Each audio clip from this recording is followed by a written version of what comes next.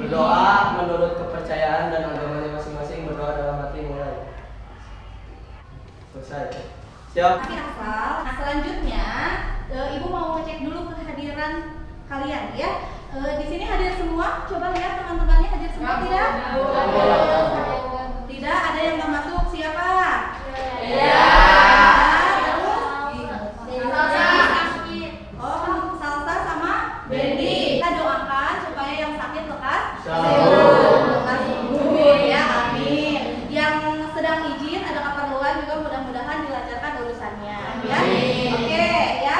Ibu mau menguji ya ingatan kalian pertemuan terakhir sebelum kita masuk semester kedua ya. Coba lihat, masih ingatkah di pertemuan terakhir sebelum ini ya, itu kita belajar tentang apa? Soekarno, demokrasi terpimpin. Semuanya masih pada ingat ya, berarti ya. Kemarin itu kita sudah membahas tentang kebijakan politik di masa demokrasi terpimpin sampai pada akhir demokrasi terpimpin. Di akhir pemerintahan demokrasi terpimpin itu banyak persepsi yang mengeluarkan bahwasannya ternyata kebijakan-kebijakan yang diambil sama Insinyur Soekarno itu tidak sejalan dengan makna demokrasi yang sesungguhnya katanya ya. Nah kira-kira nih ada yang tahu nggak? Kemarin kan kita udah belajar juga ya. Ada yang masih ingat apa yang menyebabkan adanya anggapan atau persepsi seperti itu? Rina? Karena kebijakan yang diambil Presiden Soekarno dianggap kebijakan yang mementingkan bukan mementingkan masyarakat, melainkan mementingkan dirinya sendiri, seperti kebijakan Nasakom. Good, Vina, bagus, pintar ya. Kasih applause buat Vina. Kita sudah belajar ya bahwasannya ada beberapa kebijakan dari Insinyur Soekarno yang ternyata kebijakan itu tidak mementingkan kepentingan rakyat atau masyarakat gitu ya, tetapi hanya untuk kepentingan presiden itu sendiri gitu, sehingga banyak rakyat, banyak masyarakat yang kecewa dan ingin mengakhiri masa demokrasi terpimpin. Salah satunya betul kata Vina, contohnya adalah Nasakom ya. Nasakom itu kan buatan dari siapa? Buatan dari Insinyur Soekarno gitu. Nah di dalam Nasakom ada komunis. Komunis itu bertentangan nggak sama Pancasila, sama UUD, sama kepribadian bangsa Indonesia?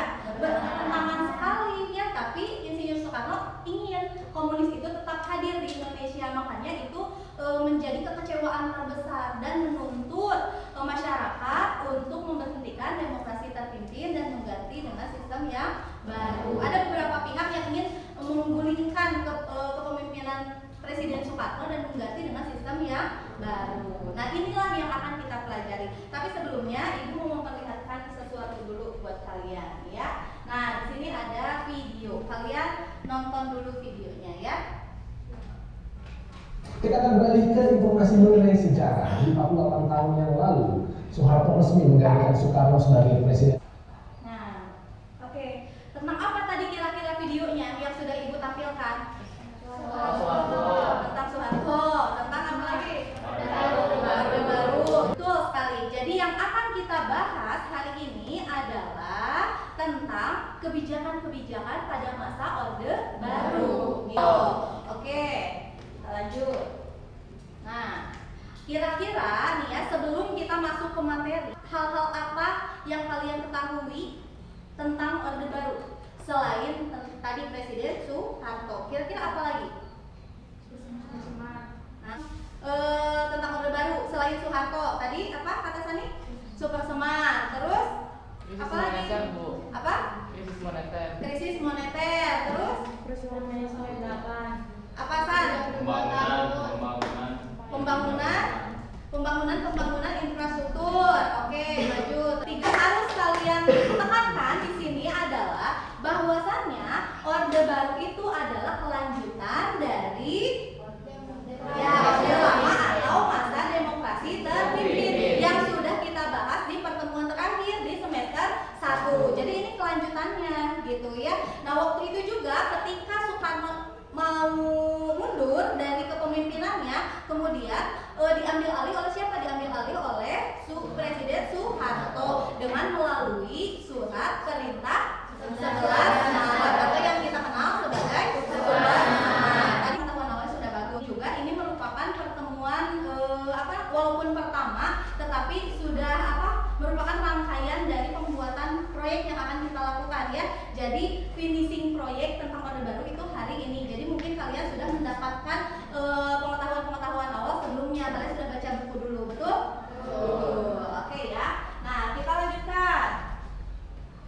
Nah, ini kita sebelum ke materi masuk ke tentang Orde Baru, Ibu mau kasih motivasi dulu. Masih semangat nggak ini? Ya, Ibu tes lagi semangatnya historistik. Mau kasih kata-kata bijak ya dari seorang filsuf Tiongkok dari Cina gitu ya, yang namanya Confucius. Kemuliaan terbesar kita bukanlah karena tidak pernah jatuh, tetapi bangkit setiap kali kita jatuh. Sama dengan masa demokrasi terpimpin kemarin Soekarno ya. Soekarno itu pernah berjaya, tetapi di akhir pemerintahannya dia jatuh. Dan bangsa yang baik sama dengan seseorang yang besar juga itu bukan yang lalu menyerah karena keterpurukannya, tetapi orang yang mulia, orang yang besar, negara yang besar itu adalah negara yang bisa bangkit dari keterpurukan. Sekarang mah biar kalian nih biar nggak ngantuk ya, biar kalian semangat, Ibu mau ice breaking dulu ya. Coba semuanya.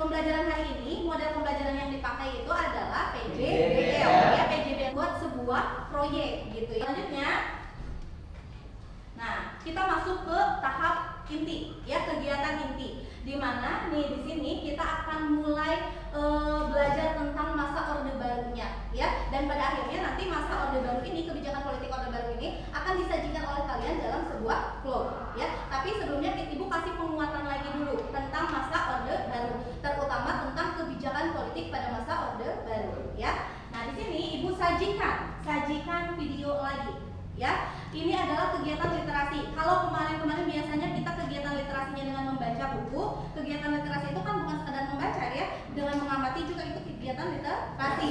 Hari ini kegiatan literasinya adalah kalian coba mengamati video yang Ibu sajikan. Nanti ada beberapa pertanyaan yang akan Ibu ajukan. Oke? 19 Mei 1998. Ya nih, apa yang kalian lihat dalam video itu? Siapa yang menjawab? Tahu? Demonstrasi mahasiswa pas kerusuhan Mei 98. Oke, demonstrasi akan mempelajari bagaimana sih kebijakan-kebijakan politik ya yang diambil oleh Soeharto pada masa Orde Baru itu, sehingga pada akhirnya akan menimbulkan kerusuhan-kerusuhan sehingga mengharuskan Presiden Soeharto tadi mundur dari jabatannya. Nih, kita masuk ya ke tahap yang selanjutnya ya, adalah untuk menyelesaikan tugas proyek yang memang sudah kita rencanakan di awal, yaitu dengan membuat apa? Membuat blog ya. Di sini Ibu sudah mengorganisasikan kalian menjadi beberapa kelompok ya. Sudah duduk kan dengan kelompoknya ya. Tapi Ibu kasih dulu penguatan tentang apa itu vlog. Jadi teori ini, vlog ini adalah kependekan dari video blog gitu ya. Biasa aja tuh ngomong vlognya. Dia membuat vlognya harus kurang dari 3 menit. Nah, ini ada instrumen penilaian dari proyek yang akan kalian buat. Selanjutnya, nah kita masuk ke tahap menyusun desain perencanaan proyek. Walaupun mungkin kalian sebelumnya sudah merancang proyek itu akan seperti apa ya, jadwal.